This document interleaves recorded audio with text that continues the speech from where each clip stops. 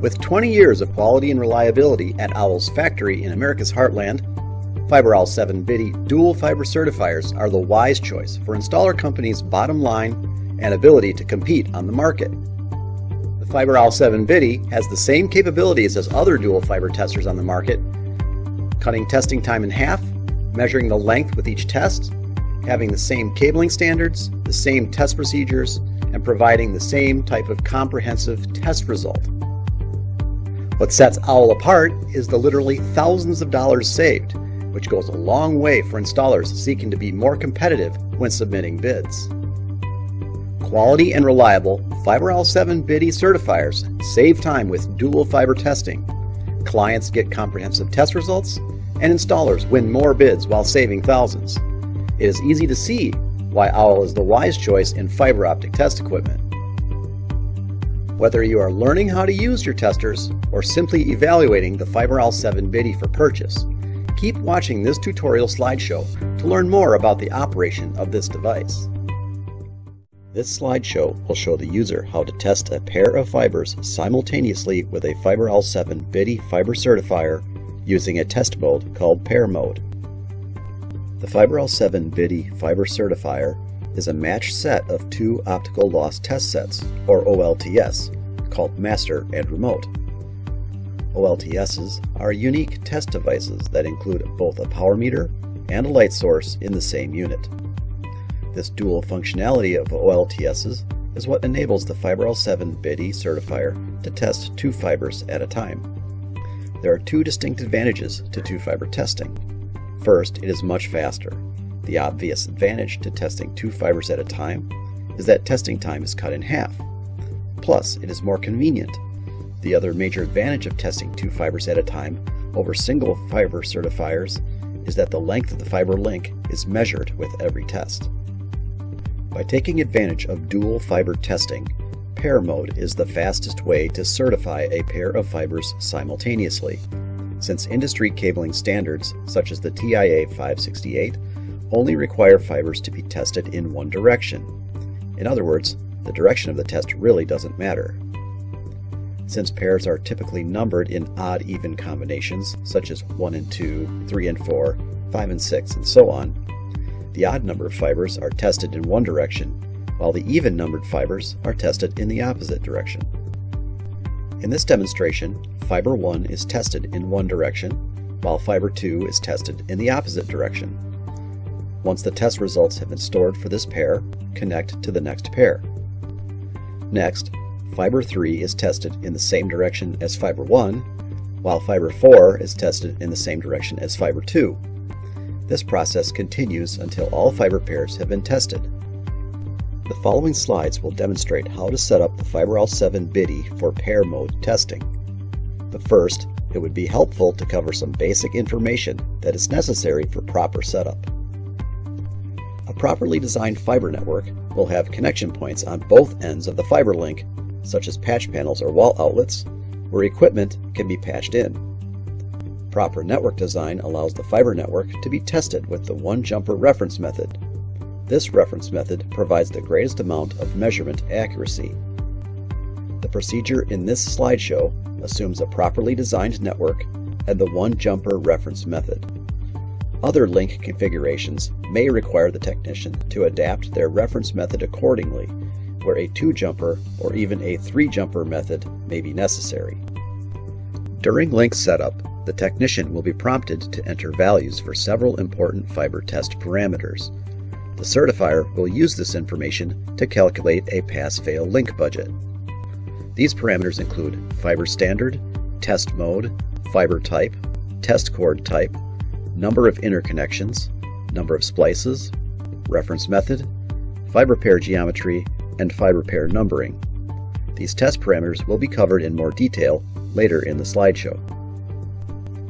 Since each unit has both a power meter and a light source port, the technician will need 4 test cables to connect the testers in to the link under test, 1 for each power meter port and 1 for each light source port. It is also important to ensure that each test cable has the corresponding connector types. Only 2 of the cables will be used at first for setting the one-jumper reference. These are the light source cables marked as 1 and 3 in the diagram.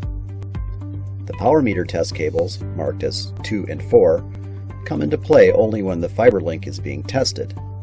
However, it is a good idea to make sure all the test cables are working together properly before testing.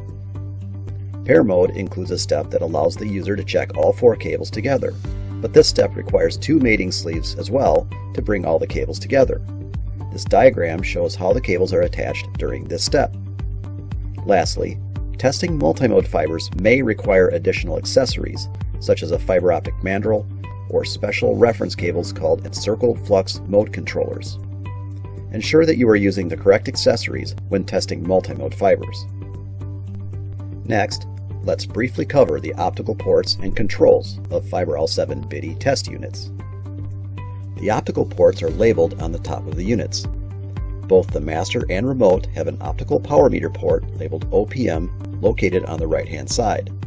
The OPM port is a universal port with 2 adapter caps that come with each unit.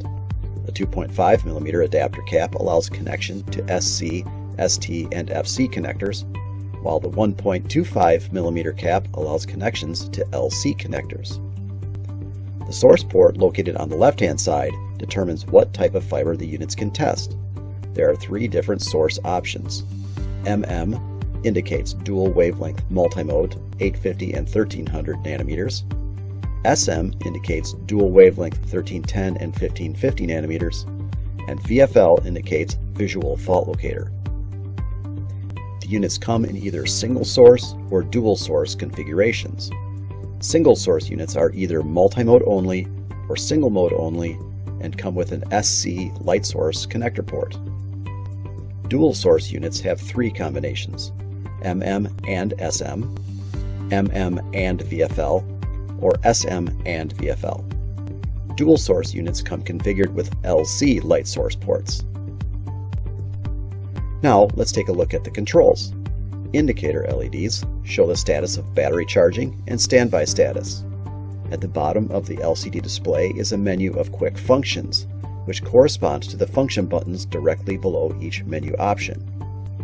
The keypad includes 4 arrow keys for up, down, left, and right, which are used to navigate throughout various menus and data entry screens, as well as an enter key and a power key.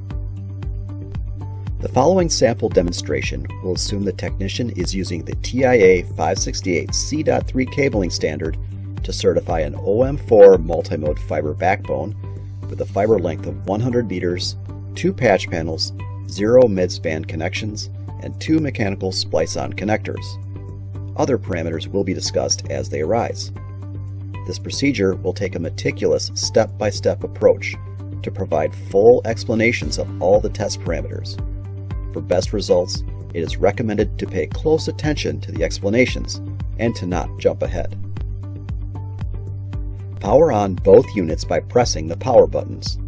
The units will look alike at first, but their master and remote test roles will become apparent after powering on. Take a moment to look at both units. The master will show the startup menu, while the remote unit will indicate that it is waiting for a response from the master. All of the setup parameters will be entered into the master unit. The remote unit will not be used right away, so you can set the remote aside for the time being. In this procedure, it is assumed that the user is starting from scratch creating a new link. From the startup menu, press the down arrow to highlight the Create New Link menu option, then press the right arrow to start the link configuration. The link name screen has several fields where the user can type in particular location information about the link under test. Accessing a text field opens up a grid of alphanumeric and special characters that a user can use to type in the correct information. The project field refers to the overall name of the job being done. In this demonstration, we are calling the project Acme Corp. The location field can be used to localize the test results based on a particular location, which is helpful in case there are multiple locations being tested within the job. In this demonstration, the location is HQ West. Master end and remote end designate where the master and remote will be used during the test. This information is important for jobs where direction is important, such as in bidirectional testing. but for pair mode this information is more helpful than critical. In this demonstration, the master will be used in the computer room and the remote will be used in the room called Network Hub 3. When the information is entered for all fields, press the function key labeled Next to continue. Since we are using pair mode to do this test, press the right arrow until test mode reads pair, then press the down arrow to advance to the standard selection field. In this demonstration, we will be using the TIA 568C.3 cabling standard, so press the right arrow until the standard selection field reads EIA/TIA 568C.3. Then press the down arrow to advance to the test cord selection fields. Test cord quality is a new parameter introduced with the newest version of the TIA 568 cabling standard, called the 3.D. So let's take a little bit of extra time to describe this new parameter. Test cord quality refers to the grade of the test cords, either standard grade or reference grade, with reference grade test cords having superior end face quality and core alignment over standard grade test cords. As a result, the 3.D standard now distinguishes between the connection points at the ends of the link where the testers plug in, as opposed to midspan or embedded interconnections. So if we were to use the 3.D standard, we would need to choose the appropriate setting. However, since we are using the C.3 standard in this demonstration, test cord quality doesn't come into play, so just leave the source port and OPM port test cord settings at standard. The important thing to remember here is that test cord quality settings automatically count as connections. We will see why this is important shortly. Before we go on, let's quickly go over some new terminology that was released with the 568-3.D standard, since these terms have been adopted into FiberOwl7 series certifiers, including the FiberOwl7 BIDI. In TIA 568 cabling standards, a link type is determined by the type of connection points at the ends of the fiber. Fiber optic professionals with previous experience may refer to these connection points as distribution frames and cross connects, and use acronyms such as MDF, MC, IDF, IC, HC, and work area, or WA. Now, let's continue. If one end of the link terminates at an equipment outlet, such as a cubicle or an office, then the link is considered to be a horizontal link with the designation of CS1, which stands for Cabling Subsystem 1. However, if both ends terminate in a type of telecom closet, then the link is considered to be a backbone link. Cabling Subsystem 2 is a type of backbone that occurs when a distributor A is connected either to a distributor C or to a distributor B. Cabling Subsystem 3 is a type of backbone that only occurs when distributor C is connected to a distributor B. Going back to the position of the testers, computer room to network hub 3, it is safe to assume that this link would be considered a backbone since both rooms would include patch panels commonly found in distributors. So, press the right arrow key until the fiber type field reads 50.0UM CS2/3, then press the down arrow to advance to the connectors field.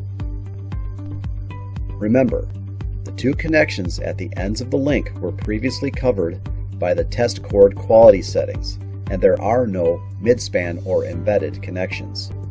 So, press the arrow keys until connectors is set to 0, then press the down arrow to advance to the splices field. In this demonstration, the fibers were terminated on both ends with mechanical splice-on connectors, so the number of splices should be set to 2. Press the arrow keys until splices is set to 2, then press the down arrow to advance to the reference method field. In this demonstration, the one jumper reference method is being used, which is the recommended test method for properly designed fiber links. The one jumper reference method is preferred because it minimizes measurement error and increases test accuracy. Press the arrow keys until reference method reads one jumper, then press next to continue. This link is being tested using the TIA 568-C.3 standard, which requires multimode reference cables to be wrapped around a mandrel, so press No to continue at this screen. There are two cases where encircled flux compliance might be required. The end user might request it, or the standard being used requires encircled flux compliance. Fiber pair geometry refers to the orientation of the fibers as they are installed behind the patch panels. There are two options. Straight is where the fibers are installed one to N from left to right on both ends of the link. Crossed is where the fibers are installed one to N from left to right on one end of the link, while the other end crosses each pair from left to right, i.e. 2 and 1, 4 and 3, 6 and 5, etc. This setting is important because it tells the master and remote units which diagram to show during testing. These diagrams show the user how to connect the patch cables into the link under test. In this demonstration, press the right arrow until the setting shows crossed, then press the down arrow to highlight number fiber pairs by. The crossed setting will display diagrams on both the master and remote that prompt the user to connect the test cords straight into the fiber pairs. This will become apparent later on in the slideshow. The user has the option of numbering each fiber pair by strand or by pair. For example, on a 12 fiber cable, strand numbers each fiber individually, such as 1 through 12, while pair numbers each pair 1 through 6 and distinguishes between each fiber in the pair, such as A and B. Select strand, then press Next to continue. Name refers to the name of the fiber run when it is stored in memory. Number refers to the number to start with during testing. The number will automatically increment from this starting number. For the purpose of this demonstration, we will leave the name and number as shown. When all of the necessary parameters have been entered, the user is given the opportunity to accept the settings or go back and correct any errors in the settings. Press Save to continue. The settings have been entered, so the next step is to zero out the reference cables and also check the additional test cords to ensure that they are okay to use. The remote will be required for the rest of this procedure.